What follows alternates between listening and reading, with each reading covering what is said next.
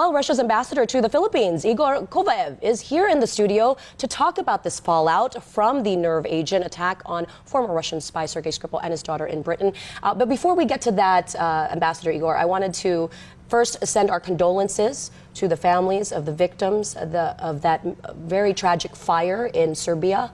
Many of them were children. And I know you have a day of mourning today.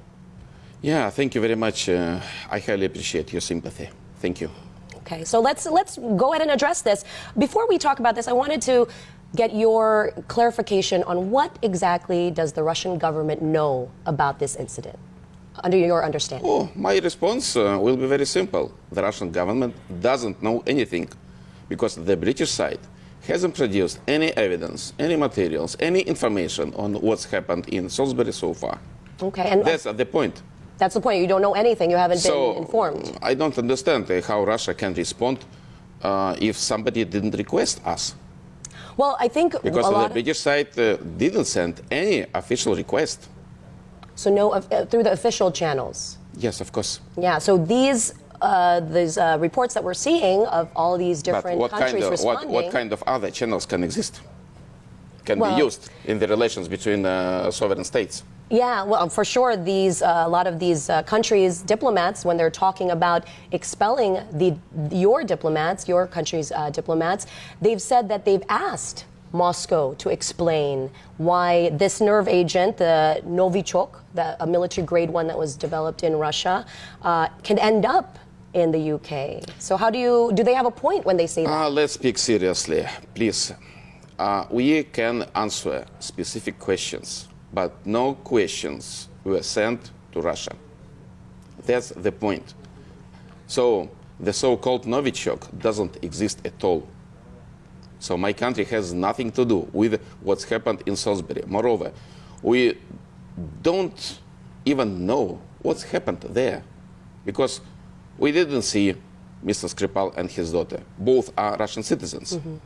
So the British side refused to allow Russian consular officers to visit them.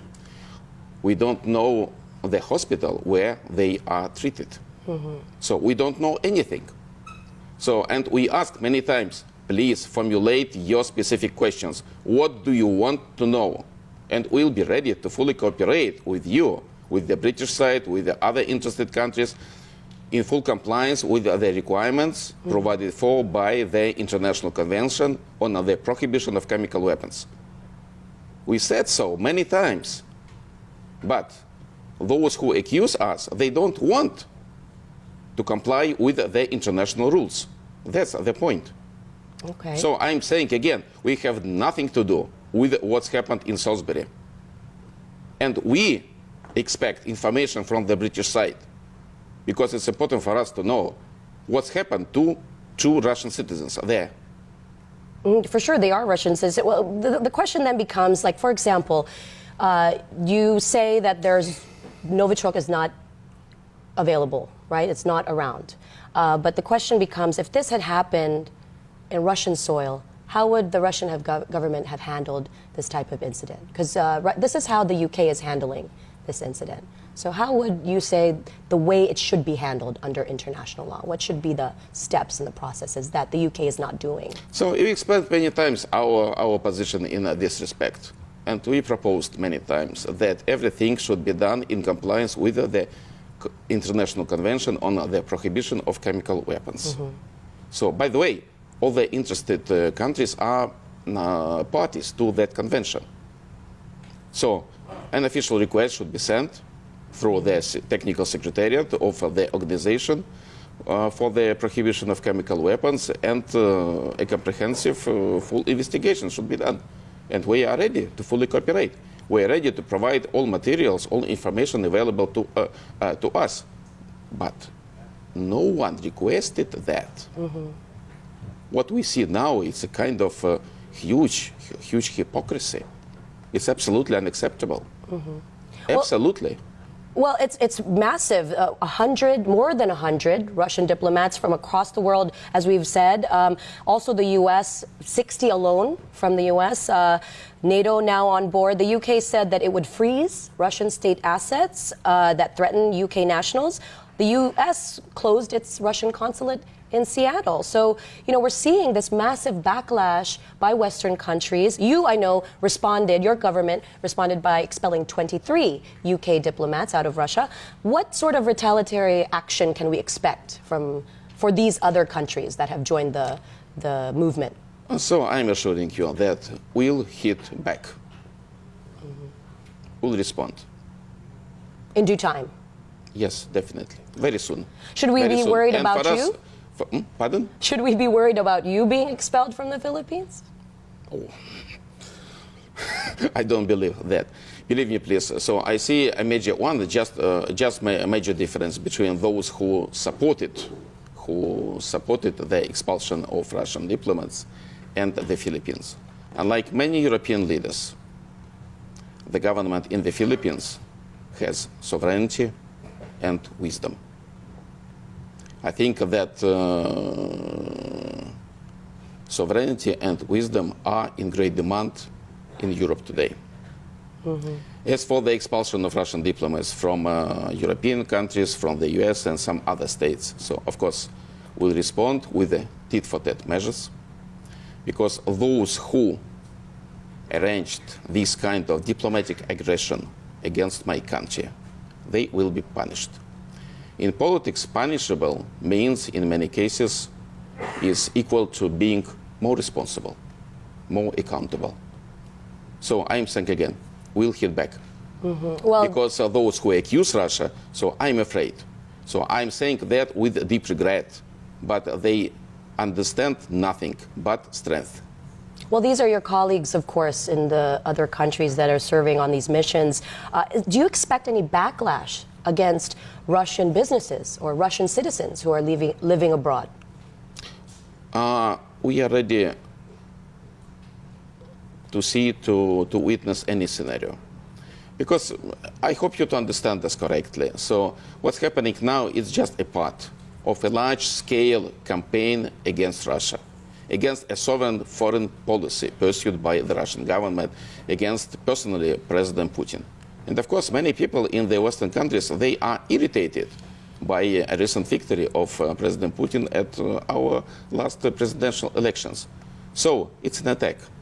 It's an attack against Russia, against our sovereignty, against our independence. Believe me, please, we are able to defend our interests, to defend our dignity. And I'm sure that it's in long-term strategic interest of the whole international community. Do you want to live in the world where most of countries have to dance to somebody's piping, somebody's fiddle?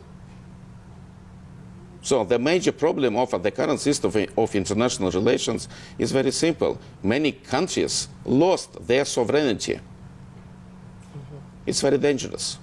Well, Ambassador Igor, regardless of who is behind this attack, because that's not a question. There was an attack that happened. It involved an agent. I think it's an open secret who is behind this attack.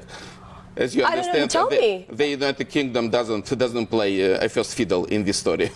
Okay, okay. Regardless of who is behind it, though, do you agree that the use of chemical weapons is concerning in, at this day and age? I mean, this is the first time since World War II that they saw this in Europe. You have to say that this is a collective threat to security and international law. Have we reached an age where chemical weapons are going to become a new normal? Isn't that scary? Of course, any attempt to use chemical weapons is a very serious incident. But the problem is different. Nobody presented evidences of the use of chemical weapons in Salisbury. No sample. What was used there? We don't know. I'm saying again, no evidence, no proof was shown. Okay, but if there is proof shown? Yes, of course. And that's the major task of the Organization for the Prohibition of Chemical Weapons. If the chemical weapons was used, of course, it should be fully investigated. And those who did that must be brought to justice. They must be accountable. There is nothing to discuss in this respect. But where are the evidences? Where are the proofs? And why? The fallout. Why did the British side accuse Russia until the investigation is completed. Well, the fallout First is accusations, suspected. Okay. and only after investigation. I'm sorry, but it means that the fundamental principle of presumption of innocence is replaced with the presumption of guilt. And what's proposed now? Russia must prove its innocence. It's ridiculous.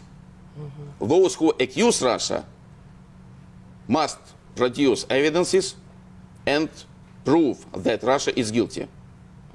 The burden of proof is what you're saying on the accuser. Definitely. Yeah. Well, we're running out of time, but I just wanted to throw one last question for you, Ambassador Igor. You know, the fallout is just beginning. We're seeing a lot of countries jump on this solidarity movement. But Australia did throw out the idea of boycotting the World Cup in June. Do you think that is a concern? Because this is happening, this is a massive event that's slated to be, you know, to put Russia again on the international stage, lots of money to come in. That's a concern, isn't it? To be frank, it's a news for me regarding the decision of Australia to boycott the They're considering football. it. They are considering this possibility. Yeah. That's a big blow. I'm sorry for my undiplomatic language, but what's the connection between what's happened in Salisbury and the World Cup? Do you see any linkage? It's a punishment. It's a punishment for what? It what? sounds like it's a punishment. Yes. That's why I'm saying again that wisdom and sovereignty are in great demand in Europe and in some other countries. Okay. Well, we have to leave it at that because we ran out of time. But thank you. It was such a pleasure to have you in the studio. Thank you. Russian ambassador to the Philippines, Igor Khovaev there.